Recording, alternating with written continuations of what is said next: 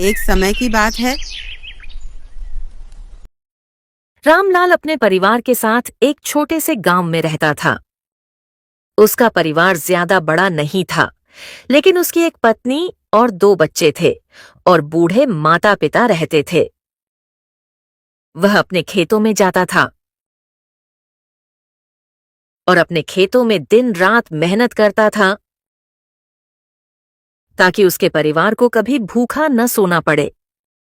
उसका गांव मुख्य रूप से खेती पर निर्भर था, लेकिन पानी की कमी और बदलते मौसम के कारण खेती करना आसान नहीं था। कई बार उसकी फसलें अच्छी नहीं होती थीं, लेकिन फिर भी वह हिम्मत नहीं हारता था।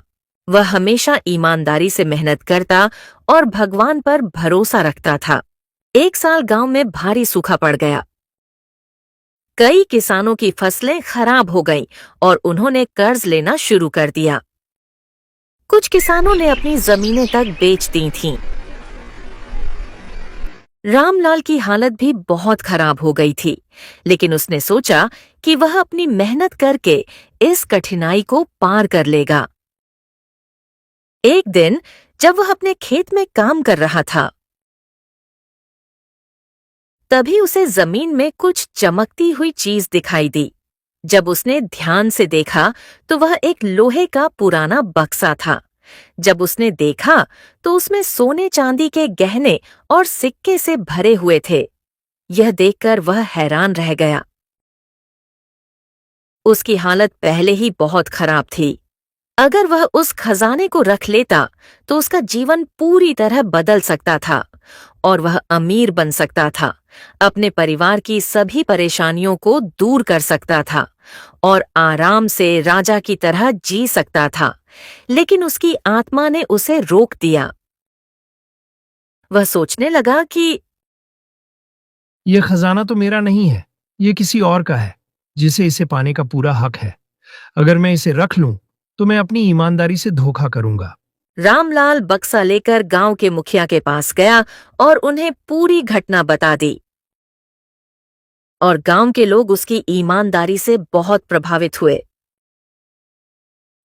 जब गांव के बड़े बुजुर्गों ने उस बक्से की जांच की, तो पता चला कि यह खजाना गांव के पुराने जमींदार का था, जिसे उन्होंने बहुत साल पहले खेत में छुपा दिया था। जमींदार के परिवार को यह खबर मिली तो वे तुरंत गांव आए। वे बहुत खुश हुए कि रामलाल ने इतनी ईमानदारी दिखाई और खजाने को अपने पास नहीं रखा। उन्होंने खुश होकर कहा, रामलाल, तुमने जो किया है वैसा कोई और नहीं कर सकता है। ये खजाना तुम्हें ही मिलना चाहिए। लेकिन रामलाल ने मना कर दिया और कहा, ये मेरा नहीं है, मैं इसे नहीं रख सकता। मैं अपनी मेहनत पर भरोसा करता हूं और ईमानदारी से कमाए गए पैसे से ही अपनी जिंदगी जीना चाहता हूं। जमींदार बहुत प्रभावित हुए और उन्होंने रामलाल को इनाम के रूप में कुछ जमीन और पैसे देने का फैसला किया। गांव के बाकी लोगों ने भी उसकी ईमानदारी की तारीफ की।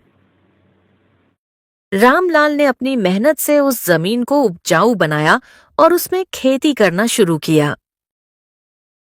उसकी मेहनत रंग लाई और धीरे धीरे उसकी आर्थिक स्थिति सुधरने लगी। अब उसे किसी के सामने हाथ फैलाने की जरूरत नहीं थी। उसकी ईमानदारी और मेहनत की बदौलत उसके खेतों में हर साल अच्छी फसल होती थी और वह अपने परिवार के साथ खुशहाल जीवन जीने लगा। और गांव के बाकी लोग भी रामलाल से प्रेरणा लेने लगे। वे समझ गए कि ईमानदारी और मेहनत का कोई विकल्प नहीं होता है। उसकी कहानी पूरे इलाके में फैल गई और लोग उसे सम्मान की दृष्टि से देखने लगे। अगर वीडियो पसंद आया है तो लाइक और सब्सक्राइब जरूर करें।